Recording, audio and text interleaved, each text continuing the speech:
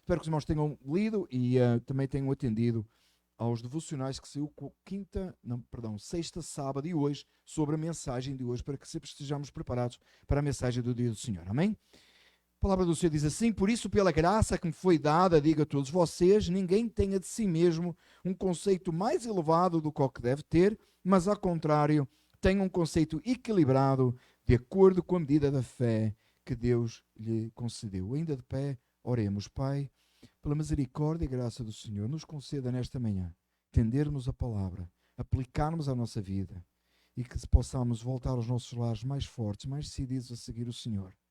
Pai, trabalha em nós, te pedimos pela ação do Espírito Santo, em nome de Jesus. Amém. Os irmãos podem ficar sentados. Nós sempre temos uma tendência de pensar mais de nós próprios do que aquilo é. Nós temos a tendência de nos elevarmos a nós próprios, acharmos que somos muito importantes, né? Nós temos, e a própria sociedade, irmãos, direciona nisso.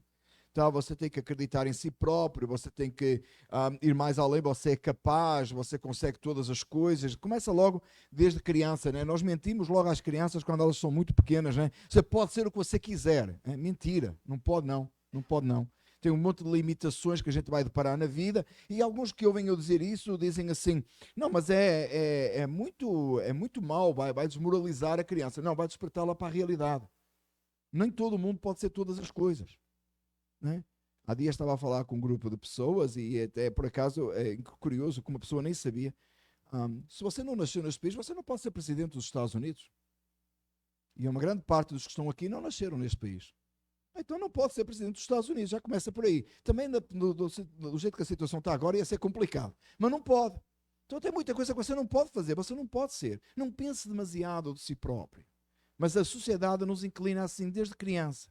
A criança tem que ser a melhor da escola, a criança vai conseguir fazer qualquer coisa. E nós começamos a induzir na cabeça da criança pensamentos muito elevados sobre ela própria.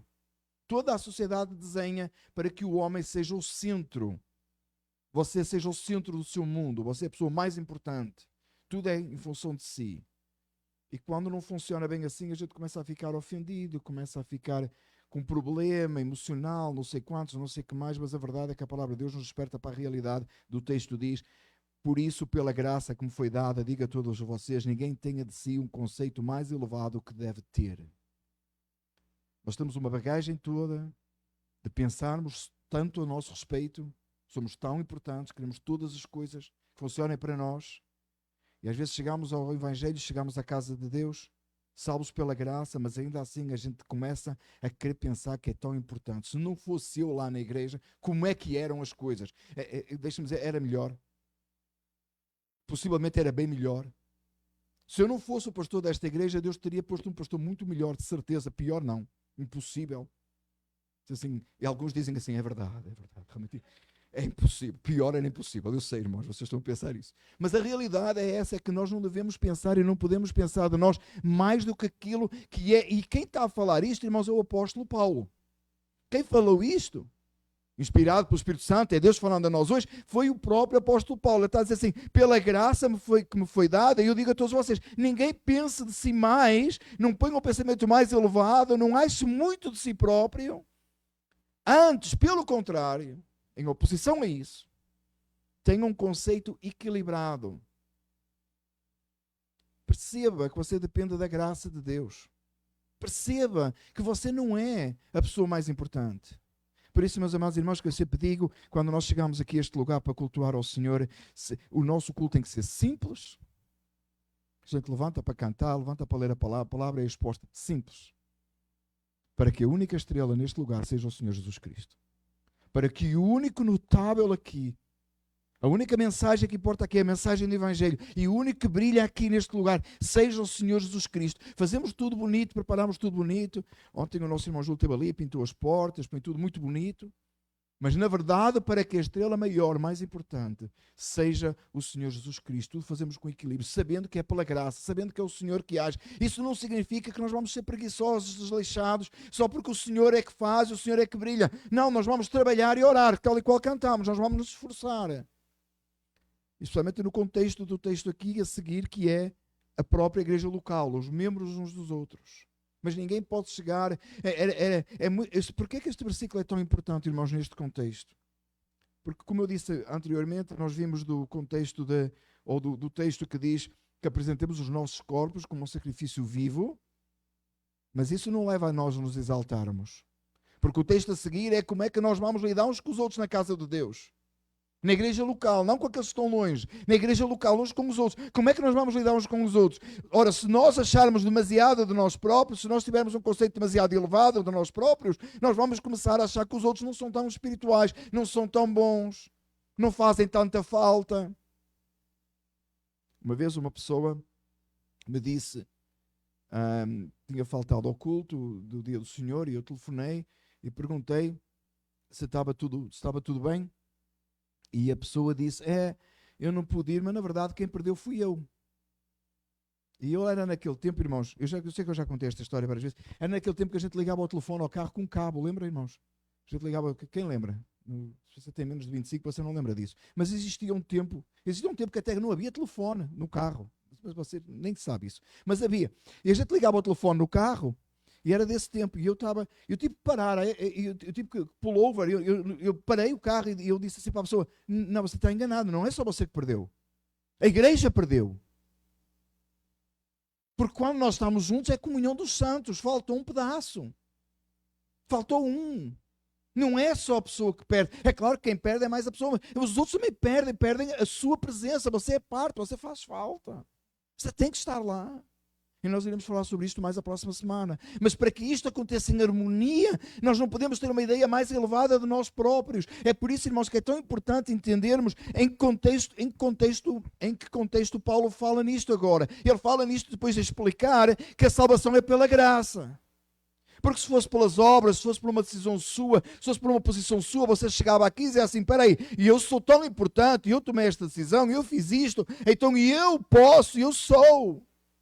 Mas quando você entende que é pela graça, você chega e diz assim, eu não posso nada, eu não sou nada. Eu dependo do Espírito Santo, eu dependo do Senhor. Eu não sou o mais elevado, eu não sou o mais importante. E o texto diz assim, tem um conceito equilibrado de acordo com a medida da fé que Deus lhe concedeu a si. Às vezes nós temos, humanamente falando, comparamos uns com os outros, não é? E achamos que determinada pessoa, porque ela faz mais do que outra pessoa no reino de Deus, ela é mais importante. E que nós às vezes não entendemos, irmãos, e claro que estamos a falar aqui espiritualmente, não fisicamente o seu esforço, mas espiritualmente, que é segundo a medida da fé que Deus concedeu. Aquilo que Deus espera que você faça, é para você fazer mesmo, não é para ficar aquém. O que é que eu quero dizer com isto? De repente você compara com o outro irmão e diz assim, aquele irmão faz isto e faz aquilo, mas eu podia fazer, faz isto e faz aquilo, mas eu não posso fazer muito mais, eu só preciso fazer aquilo, porque aquela é a minha medida de fé. Às vezes nós olhamos a medida de fé, entenda aqui, a medida de fé não é o dom da fé, é a medida da fé de que Deus lhe deu, a sua prática de fé, a sua prática de vida, o evangelho produzido em si, o que gera em si. E às vezes você compara para o outro irmão e você diz assim, ok, eu só tenho que ir até ali. Porque aquilo é a minha medida de fé. Não, a medida de fé é aquela que Deus lhe deu no seu coração. É aquilo que Deus está trabalhando na sua vida. É aquilo que Deus espera que você faça, porque o capacitou para determinada área, para ser de uma determinada forma, seja para aconselhar alguém, falar aos perdidos. E todos temos que aconselhar alguém, todos temos que falar aos perdidos, todos temos que orar, mas é segundo a medida da fé. O que é que Deus está a capacitar a fazer? O que é que Deus permitiu você viver? Em que área Deus está te colocando? O lugar onde você está a trabalhar é o seu campo missionário, o lugar onde você habita é o seu campo missionário. Você é responsável por aquilo, pela medida da fé que Deus lhe deu, e dentro da capacidade que Deus lhe deu, e dentro daquilo, da área que Deus o colocou, é onde você é colocado, é sua responsabilidade. Esse é o seu local. A sua igreja local é a sua responsabilidade. O seu local de trabalho, os seus colegas de trabalho, é responsabilidade sua. A sua vizinhança é responsabilidade sua. A sua escola, pois que vão agora voltar para a escola esta semana, é sua responsabilidade, os seus colegas de escola. A medida da fé. Não pense demasiado por si próprio. Mas eu gostaria que nós analisássemos um pouco sobre quem era o apóstolo Paulo e como é que o apóstolo Paulo via isto na prática. Eu vou pedir aos irmãos que abram a palavra do Senhor em 1 Coríntios 15, 9 e 10. O que é que Paulo diz dele próprio? Porque ele diz isto, ele fala isto e explica, ninguém pensa demasiado, mas o que é que ele pensava dele próprio? 1 Coríntios 15, versículos 9 e 10.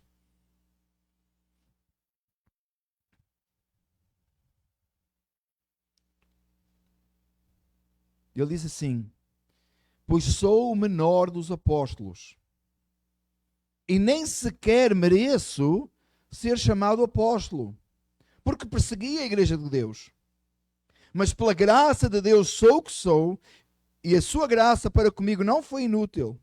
Antes trabalhei mais do que todos eles, contudo não eu, mas a graça de Deus comigo.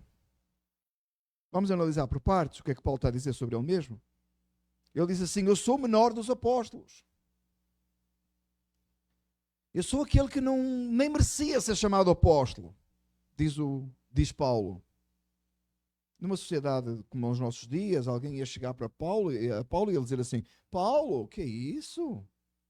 Tu mereces tudo. Olha quantas igrejas tu plantaste. Note que estou a falar em termos até do evangelho, do próprio evangelho. Não, Paulo.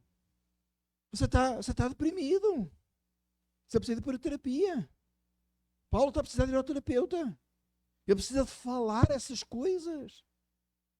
Ele precisa de levar uma injeção de ânimo, porque ele está muito deprimido demais. Olha o que ele está a pensar dele mesmo. Não, Paulo, anima-te. A gente vai te dar aí coisa qualquer para te dar. Vamos te levar a um desses pensadores coaches, né? Esses pastores coaches que te vão dar um ânimo. Aí vai buscar um versículo bíblico fora do contexto para dar um ânimo. Paulo está a precisar, Paulo está muito mal. Ele está muito deprimido. E ele diz assim: porque eu persegui a igreja. E outros tão espirituais iam dizer: Paulo, isso está no passado, não tem que pensar mais nisso. Jesus já perdoou, já levou na cruz, esquece. Você está agarrado ao passado, você precisa fazer uma libertação do passado. Você precisa quebrar essas cadeias do passado que estão a acorrentar, Paulo. Buscar cada coisa, irmãos. Esta é a realidade que você vai ouvir em muito meio evangélico hoje. Não é o que Paulo está a dizer. Paulo tem consciência de que tinha perseguido a igreja. E embora ele entendesse quem mais do que Paulo entendia a salvação? Quem mais do que Paulo podia entender a salvação pela graça por meio da fé? Quem mais do que ele podia entender? Quando ele disse assim: ó profundidade das riquezas do conhecimento de Deus, ó coisa maravilhosa que é a salvação. Quem mais do que ele podia entender que ele tinha sido liberto de todo o pecado, de todo o erro, quando ele diz que o pecado não mais tem domínio sobre vós? Quem mais do que Paulo? Só que Paulo sabia de onde Deus o tinha tirado e jamais esqueceu isso. Ele sabia que ele tinha perseguido a própria igreja e por isso ele não era digno de ser chamado apóstolo. Meu amado irmão, minha amada irmã, você não é digno de ser salvo. Não pense demasiado de si próprio. Às vezes a gente fala como se Deus fez um bom deal, uma boa transação connosco para nos salvar, né? Porque Deus estava lá, né? Olhou assim para si e disse assim: acho que eu vou salvar aquele, que aquele vai dar jeito no meu reino. Como se Deus fizesse assim, né? Aí Deus olhou desde os céus e disse assim: eu vou salvar o irmão Cristo porque ele vai anunciar a hora do culto. Vai dar jeito lá no Ministério de Filadélfia, que ele vai vir à volta e vai dizer 10 minutos. E a gente vai precisar dele. Mas não foi assim. Não acontece assim. Ele ficou contente, que ele só entendeu metade, né? Deixa que eu vou repetir no culto inglês para make sure que ele entenda. Não foi isso que aconteceu. Paulo diz assim: eu persegui a igreja. Amado irmão, jamais se esqueça que você era inimigo de Deus, você estava em oposição contra Deus. Isso não te vai deprimir. Isso não vai você ficar lá preso no passado. Você não tem que libertar a corrente do passado. Esqueça essa história. Você precisa lembrar de onde Deus te tirou constantemente, diariamente, para que a graça seja mais preciosa aos seus olhos e você possa glorificar mais a Deus. É isso que Paulo está a dizer. Eu era perseguidor da igreja e ele me libertou. Eu não mereço o título de apóstolo. E note, ele é o último dos apóstolos. Eu não mereço. Eu sou o menor. A gente que acha que ele era pequenino, né? Era baixinho. Que era o menor, né? Tinha um maior, né? Não, e ele dizia assim: eu sou mais, eu não merecia nada. Lembra quando Paulo diz: que tinham um espinho na carne e que Deus permitiu que o mensageiro de Satanás os bofeteasse para que a glória das revelações não subisse à cabeça. Por outras palavras, estou parafraseando o que ele disse. Havia um mensageiro de Satanás que esbofeteava a Paulo. Se fosse hoje, está repreendido para trás de mim, Satanás. Eu rejeito, não recebo, não aceito. Não sei onde é que tiraram esse evangelho, irmãos. Esse evangelho está próximo de si, irmãos, todos os dias. Ele entra no seu Facebook, ele entra no seu Instagram para os mais novos, e ele vai até no TikTok para os 20 and under. E vai por todos os lados. Ele vem nas conversas que você tem na rua. Meus amados irmãos, havia um mensageiro de Satanás que esbofeteava este grande homem de Deus, para que ele conseguisse sempre se manter tão humilde ao ponto de dizer: eu sei que eu persegui a igreja.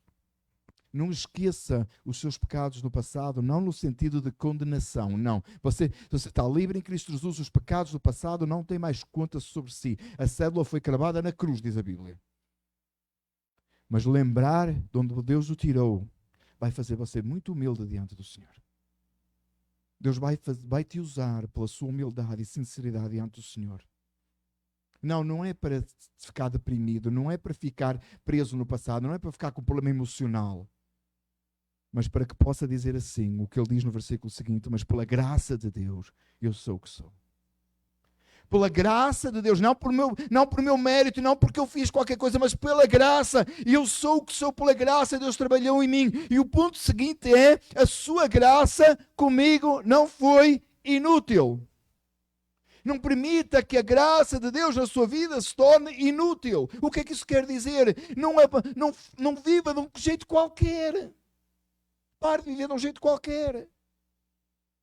Deus te salvou com propósito. Ele te tirou do lamaçal do pecado e da morte. Você ia para o inferno e merecia. E não fosse a ação do Espírito Santo, nós íamos confortavelmente para o inferno a achar que éramos boa gente. É ou não é? Você achava que você era a melhor pessoa. Você era tão bom, você tinha um coração tão bom. Tinha nada. Hoje você sabe que você era inimigo de Deus, os seus atos ofendiam a Deus. Mas pela graça Deus te retirou daquele lamaçal. Agora não torna essa graça inútil. O que é que significa? Aquilo que estudamos a semana passada. Apresente o seu corpo, apresente-se diante de Deus como um sacrifício vivo e racional, um sacrifício vivo, que é o seu culto racional, a sua forma de viver para a glória de Deus de uma forma santa e digna diante do Senhor. Torna a sua vida útil. Você diz: não, mas é Deus que torna a minha vida útil. Disponha-se nas mãos de Deus para que Deus torne a sua vida útil, para que você trabalhar e orai na seara e na vinha do Senhor. Foi o que nós cantamos hoje. Então, a propósito, eu gosto tanto que agora os nossos irmãos fazem um esforço para colocar o hino à volta da mensagem. Não a mensagem à volta do hino. Eu só menciono o hino na mensagem porque o hino é à volta da mensagem. Amém? Uma coisa eu sei, quem prepara os hinos lê o texto sagrado que vem a seguir para poder preparar os hinos. Amém, obrigado. Pela graça sou o que sou, a sua graça comigo não foi inútil. Meus amados irmãos, conscientemente diante do Senhor, quantas vezes nós olhamos para trás, independentemente de quantos anos você tem de cristão, você já tornou a graça de Deus inútil. Você já fez coisa que não era para você fazer. Você já viveu momentos da sua vida que foi um desperdício da graça. E nós que acreditamos em expiação limitada, desperdiçamos a graça. Olha isso. Como é que pode ser? Que Deus nos ajude e nos desperte esta manhã para que não tornemos a graça inútil. Para que não façamos da graça como se ela nunca tivesse nos alcançado. Para que não vivamos vidas de balde, à toa, sem ser para a glória de Deus, sem ser com o temor do Senhor, sem ser na presença do Senhor. Corra um dia, a gente gosta dessas expressões, a gente possa viver na presença do Senhor. Pela graça de Deus sou o que sou, e a sua graça para comigo não foi inútil, diz o apóstolo Paulo. E depois ele acrescenta. E se nós pegássemos só nesta parte do texto, íamos dizer que Paulo achava demasiado dele próprio, não é? Antes trabalhei mais do que todos eles. É Paulo. Isto. Enquanto os outros dormiam, Paulo trabalhava. Se a gente tivesse pegado no texto só aqui, dizia assim: bom, Paulo acha-se muito. Mas quando a gente deixa estar o texto no contexto, a gente percebe que Paulo a seguir diz assim: contudo não era eu. Era a graça de Deus comigo. E a gente sabe como é que o apóstolo Paulo terminou a vida dele. Lá em 2 Timóteo, sempre que eu falo da vida do apóstolo Paulo, irmãos, eu lembro como é que ele terminou. Lá no final da última carta que nós temos, canónica, a última carta canónica do apóstolo Paulo, em 2 Timóteo, que ele disse que eu estava pronto para ser entregue. Tinha corrido, combatido o combate, tinha chegado ao fim. A coroa da justiça lhe estava aproximando. E segundo a história, ele foi pouco tempo depois levado para ser decapitado. E ainda lá, na masmorra, ainda antes, ele pede que Timóteo traga-lhe os pergaminhos, porque ele não tinha mais para aprender, sabendo que ia morrer. E a capa, porque estava com frio. Grande homem de Deus que caiu dessa forma na terra, mas que adentrou o céu de glória, sabendo que a graça não tinha sido inútil. Não porque ele era tão importante assim, não porque ele era mais que ninguém, porque até o trabalho dele e o esforço dele era por causa da graça. Era para que Deus fosse exaltado, era para que o Senhor fosse exaltado.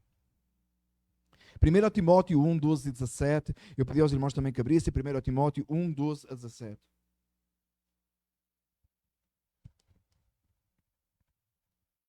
E mais uma expressão do apóstolo Paulo sobre aquilo que o Senhor fez na vida dele e quem ele era.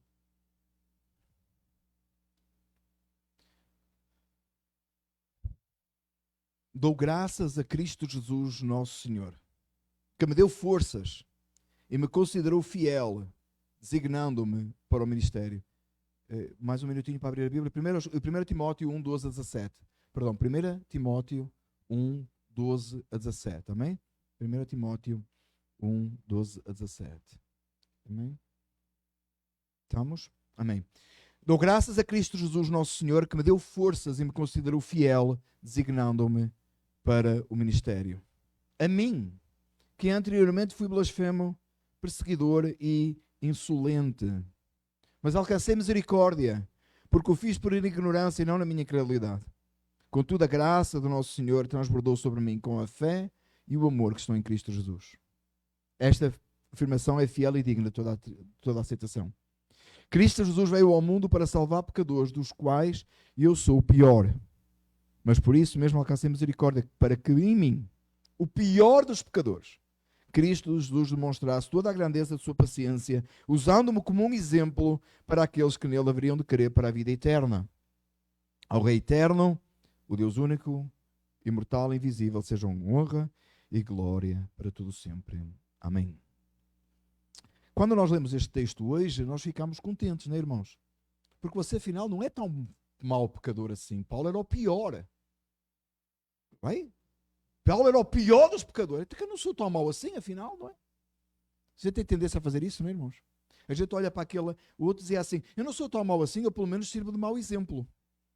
Que é para ninguém fazer, não é? É quase, a gente olha aqui para o texto assim, eu também que eu não sou tão mau assim, né? Paulo era o pior. Quer dizer, se Paulo era o pior, eu não posso ser o pior. Eu posso ser um bocadinho menos, não é? Não é isso? Não é o que o Paulo diz aqui? Então você vá para casa, irmão, em paz. Você não é tão mau assim. Paulo era pior que você. É isso que diz o texto? Você acha que é isso que está a dizer o texto? Dentro do contexto de tudo? Toda a Escritura? Não é o que Paulo está a dizer aqui. Paulo diz assim, eu dou graças a Cristo Jesus nosso Senhor, que me deu forças e me considerou fiel, designando-me para o ministério. De onde é que vem o ministério de Paulo?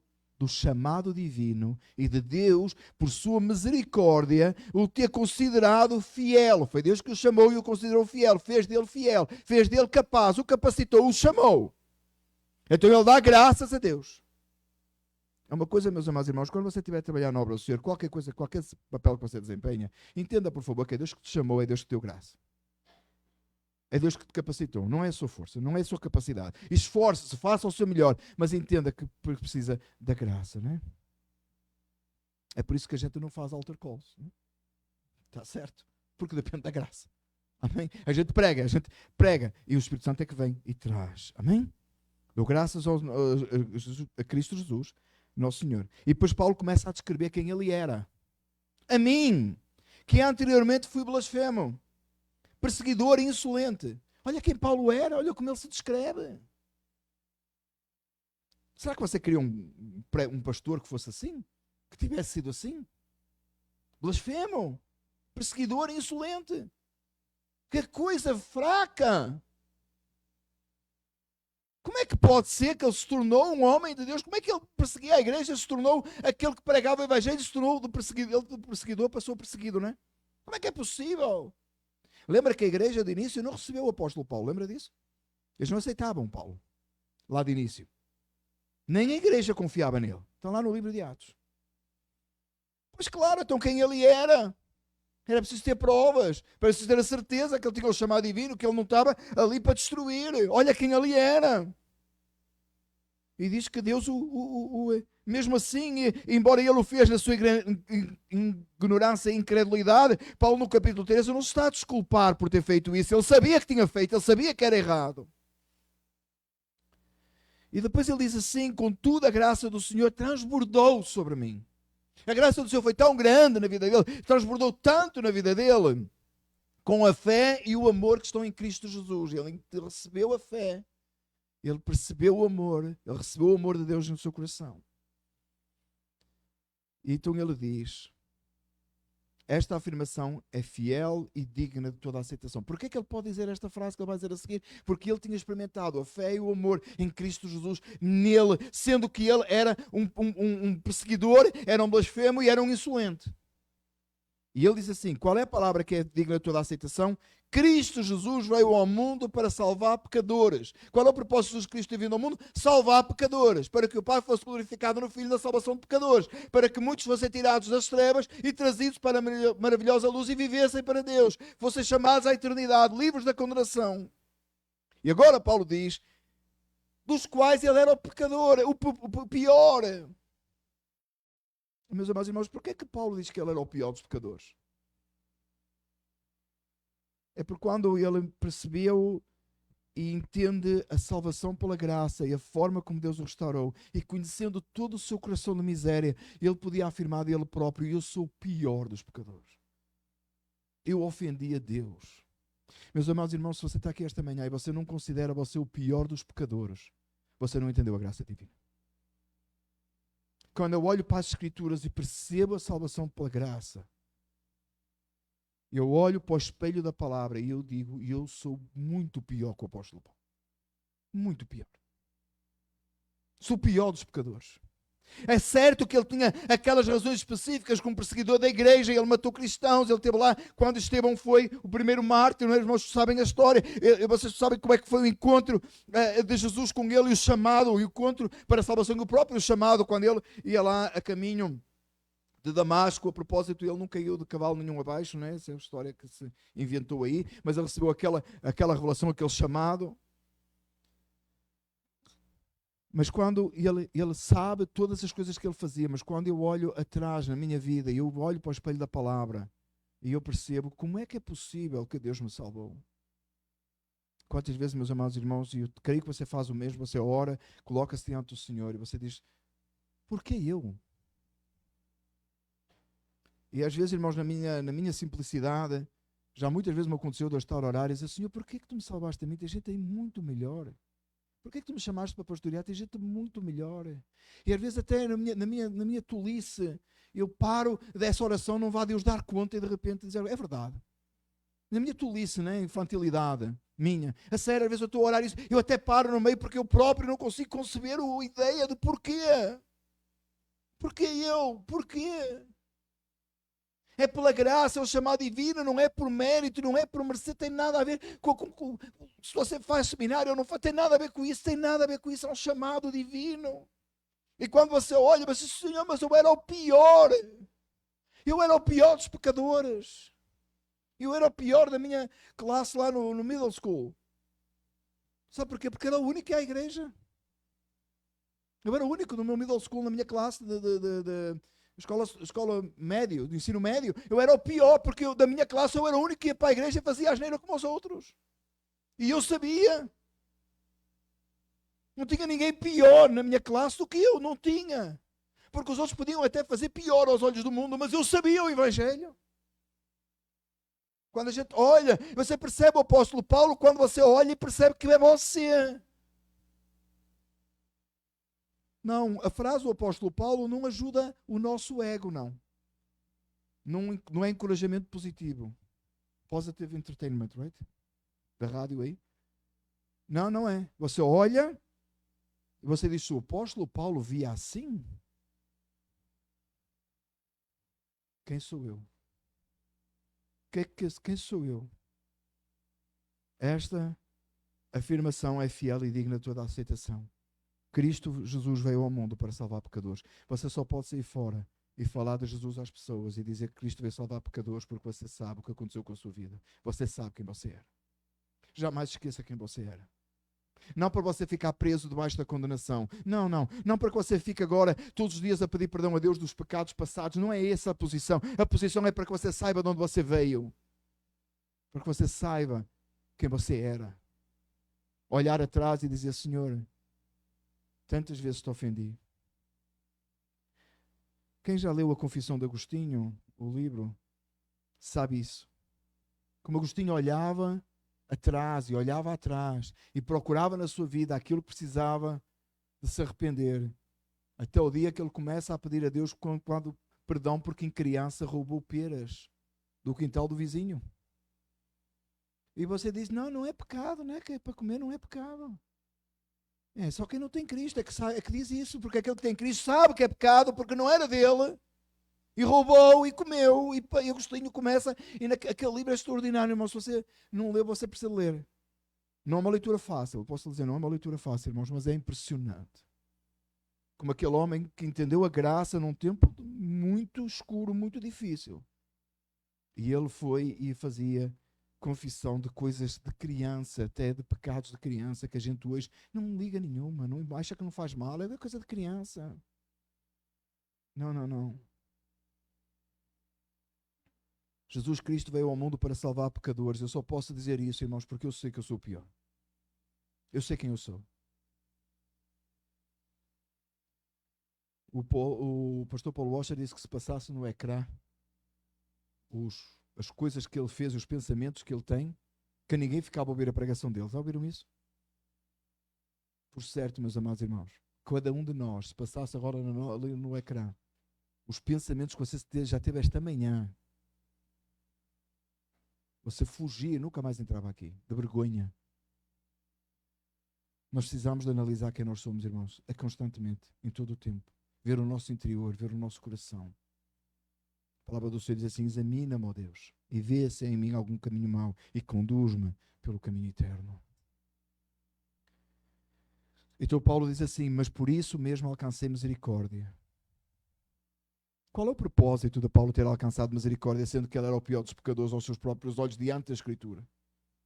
Para que em mim, diz Paulo, o pior dos pecadores, eu volto a afirmar, para que em mim, versículo 16, o pior dos pecadores, Cristo Jesus demonstrasse toda a grandeza da sua paciência, usando como exemplo para aqueles que nele haveriam de crer para a vida eterna. Qual é o propósito de Jesus ter salvado você? É para que você tenha a sua melhor vida hoje, não é? Your best life now. É para que você tenha uma vida assim fantástica hoje. Para que não lhe falte nada, você tenha muito dinheiro, você tenha um carro novo, você tenha um emprego de sonho, ter uma casa boa. Foi para isso que Jesus salvou, certo? Para que você tenha saúde. Não aplica no apóstolo Paulo, aplica na vida dele? Não. Ele alcançou misericórdia. E isto se aplica a nós, irmãos. Ele alcançou misericórdia para que o poder dele se demonstrasse em toda a paciência. Para que usasse como um exemplo. Deus te salvou para te usar como exemplo. Exemplo para os filhos, exemplo para os netos, exemplo para os vizinhos, exemplo para os colegas de trabalho, exemplo para aqueles que estão à nossa roda, para que eles olhem para nós e vejam Cristo em nós. Vejam a misericórdia e a graça. Vejam como Deus foi paciente, como Deus te tirou do lamaçal, te transformou, te moldou e te usa para a glória dele. Tem gente que não sabe qual é o propósito da vida. Falámos isso a semana passada, não é? Qual é o propósito de Deus para a minha vida? O que é que Deus tem para mim? Não sabe, anda à procura, não sabe. Aos 20 anos não sabe, aos 30 não sabe, aos 40 não sabe, aos 50 é tarde demais. Eu já não sabe, o que é que eu vou fazer? Não sei. Não sei o que é que Deus quer comigo. A palavra do Senhor é tão clara, Deus quer que você seja santo, que você seja como Ele. Está lá de Gênesis a Apocalipse. Deus te chamou para ser santo, Deus te tirou do lamaçal do pecado para que você viva para a glória dEle. Tem um propósito. É que você viva para Deus. É que você viva para exaltar e glorificar o nome do Senhor, mas tem gente que ainda está à procura. 20 anos de igreja e ainda não sabe qual é o propósito de Deus. Ainda querem ouvir uma voz do além, não é? É isso que eu te digo. Vai para a direita, vai para a esquerda. Abre a Bíblia. Ser santo. Está em toda a Bíblia. Gente procurando ouvir uma voz, não sei de onde. A irmãzinha, né, ligou para mim e disse: há muito tempo, pastor, que eu não ouço Deus falar comigo. E eu disse: é agora. Se quer ouvir Deus falar consigo, é agora. Eu abri a Bíblia e comecei a ler para ela, ao telefone, li. Digo para ela: chega ou quer mais? Não era bem isso que eu queria. Certeza que não era. Mas para você ouvir Deus falar consigo, abra a Bíblia e leia até o propósito, está lá em todo lugar. Ser santo. Vive para a glória de Deus. Paulo entendeu isso, pela misericórdia que me foi dada, e ele me alcançou, ele foi paciente comigo, ele me restaurou, e agora eu sou um exemplo. Na palavra do Senhor tem sempre, quando você conta nos evangelhos, tem sempre Jesus, ia, foi, sentou, entrou, tem sempre alguma coisa que acontecia. Já reparou nisso? Onde quer que Jesus ia, ou sentava, até quando sentava, alguma coisa acontecia. Que ele sentava para ensinar, não é? A gente fica de pé para ensinar, mas Jesus sentava para ensinar, não é?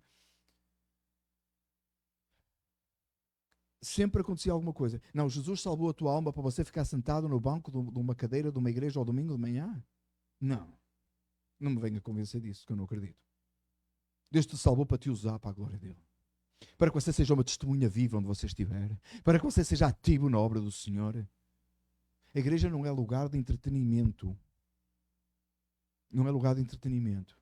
É onde você vem receber a palavra do Senhor. Onde você vem adorar a Deus. E onde você sai para servir. Alcançar almas. Trabalhar e orar. Não é? Não é? Na série Na Vinha do Senhor, meu desejo é orar e ocupado sempre estar. Você já percebeu que nós temos de estar ocupados na obra do Senhor? Senão você vai estar ocupado de outra coisa qualquer. E aí Paulo ficava assim: mas eu sou tão miserável. Eu fiz tanta coisa errada. Eu sinto-me tão fraquinho. Que eu estou a precisar tanto de encorajamento. Estou aqui tão ocupado com as minhas coisinhas. E Paulo diz assim: não, eu sou isso tudo, mas pela graça, Deus me está a usar e me vai usar. Anime-se no Senhor, irmão, irmã. Que Deus quer te usar para a glória dele, em dificuldade, em angústia, em tribulação, em problema, é verdade, mas Deus quer te usar e vai te usar para a glória, porque se ele te salvou, não foi para você ter uma vida inútil. Para de viver uma vida inútil. Deus te salvou, te restaurou, não é para você viver uma vida inútil, é para você viver uma vida cheia da presença de Deus, para a glória de Deus, demonstrando ao mundo quem o seu Salvador é, quem o seu Senhor é. Eu estou 100% certo disto. Porque a palavra do Senhor o afirma. E depois de Paulo falar isto, para ser que ele foi chamado para ser um exemplo daqueles que haveriam de crer para a vida eterna. E Paulo não tem ideia que tantos anos depois, hoje, 2000 anos quase depois, nós iríamos pregar isto aqui esta manhã. Né? Paulo não tem ideia disso. Ele não sabe nem quanto Deus o ia usar. E depois Paulo termina, versículo 17, é assim que vamos terminar a mensagem. Ao Rei eterno, o Deus único, imortal e invisível, sejam honra e glória para todo sempre. Amém. Viva uma vida para a glória do Senhor, da forma que ao Rei eterno, o seu Rei Jesus Cristo, o Deus único, o único Deus, aquele que é imortal e invisível, mas a Ele sejam honra e glória para todo sempre. Amados irmãos, voltando à pergunta, quem você pensa que é? Paulo pensava que era o pior dos pecadores. Paulo pensava dele mesmo ser o pior dos pecadores. Pensava dele mesmo que a graça o alcançou. Pensava dele mesmo que pela misericórdia de Deus, Deus o estava usando para o ministério. E pensava dele mesmo que ele vivia para a glória de Deus.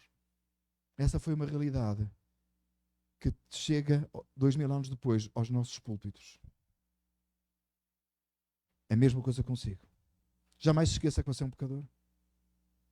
Que você foi salvo pela graça.